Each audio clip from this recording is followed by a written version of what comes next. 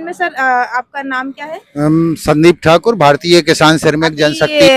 पूर्व मुख्यमंत्री और अभी वर्तमान के कृषि मंत्री जी यहाँ पे रायसेन में एक कार्यक्रम किया किसानों को लेकर, उसको तो बड़े बढ़ चढ़कर बताया जा रहा है कि किसानों के लिए ये करेंगे, वो देखो, करेंगे। दिल्ली आंदोलन में 13 महीने तक वहीं रहा था और पूरी जंग की तैयारी है। और कहने को तो मुख्यमंत्री आते हैं और बार बार कहते हैं वही डायलॉग कि ये बुंदेलखंड है। हाँ, जी। नमस्कार, जोहार। तो अभी मैं आई हुई हूँ बुंदेलखंड के कौन से गांव पे है? सिहोरा में, जहाँ पर एक हमारे किसान आंदोलन के साथी मिले हुए हैं। तो मैं दादा से बात करूंगी कि भाई किसानों के लिए किस तरीके से काम कर रहे हैं। और बहुत अच्छे लीडर है, तो उनसे बात करने का मौका मिला है, उनके यहाँ पे आए जो कि जमीनी स्तर के कार्यकर्ता हैं। मैं भारतीय किसान श्रमिक जनशक्ति यूनियन से प्रदेश अध्यक्ष संदीप ठाकुर।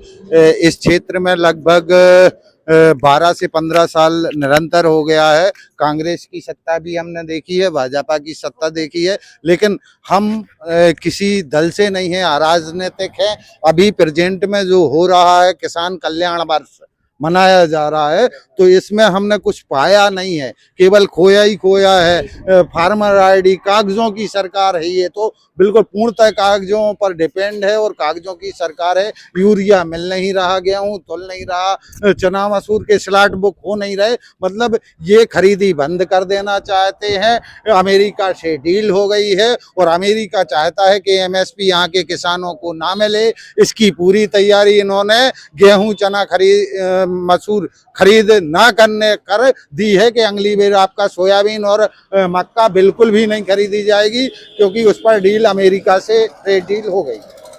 तो देख सकते हैं कि किसानों का जो दर्द है वो स्थानीय जो किसान है, जो सच में खेती बाड़ी करते हैं, तो उनकी समस्याएं किस हद तक है। ना कांग्रेस है ना बीजेपी है जो किसानों की आवाज सुनती है, और उनपे कितनी तरीके से वो लोग वो खेती बाड़ी करते हैं, किस तरीके से समस्याओं का सामना करते हैं, फिर भी उनको उस लेवल का, जिस लेवल का उनको हक है वो मिल ही नहीं पाता, जिस तरीके से एमएसपी की बात हो रही है। तो बुंदेलखंड में हरबेलों के हमने सुनी कहानी थी, बहुत खूब लड़ी मर्दानी, वो तो झांसी वाली रानी है। इसके बाद महोबा का भी, अलाउदल का भी आता है। तो ये संघर्ष की भूमि रही है। एक को मारे दुई मर जाए, तीजा खौफ खाए मर जाए।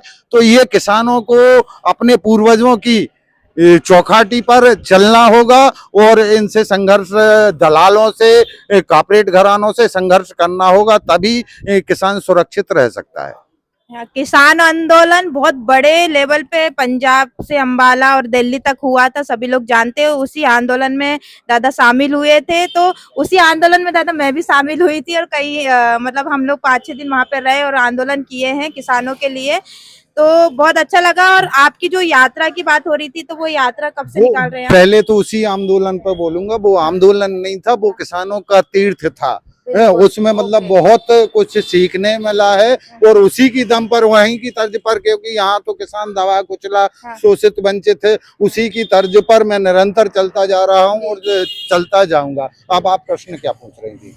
मैं पूछ रही थी, जो आपने अभी यात्रा निकालने की बात करी थी, तो जो ये आपकी यात्रा है वो किस मुद्दे को लेकर है? हमारी यात्रा ये है कि अभी किसान कल्याण वर्ष 2026 मनाया जा रहा है, जिसका बहुत ज्यादा ढिंढोरा पीटा जा रहा है। तो गांव-गांव जाके एक एक किसान से संघर्ष की बात है। जो राजनीतिक कार्यक्रम होते हैं उनमें दलालों के द्वारा खरीद कर भीड़ लेकर जाई जाती है, तो उन कार्यक्रमों का कोई औचित्य नहीं है। किसान बेहद परेशान है, यूरिया उसको मिल नहीं रहा, डीएपी है नहीं, डीजल की कीमतें अभी बढ़ने वाली हैं, और गेहूं चना मसूर की तुलाई नहीं हो रही, स्लॉट बुकिंग नहीं हो रही। कुल मिला के वही ट्रेड डील वाला है कि अगली बार इनको एमएसपी खत्म करनी है। तो आप सभी लोग देख सकते हैं कि कितने बड़े लेवल पे खेल होता है, और जो जमीनी स्तर पर जो किसान मजदूर लोग हैं उनकी मेहनत को नजरअंदाज करके और इस तरीके से बड़े बड़े कार्यक्रम करते हैं, बड़ी बड़ी घोषणा करते हैं।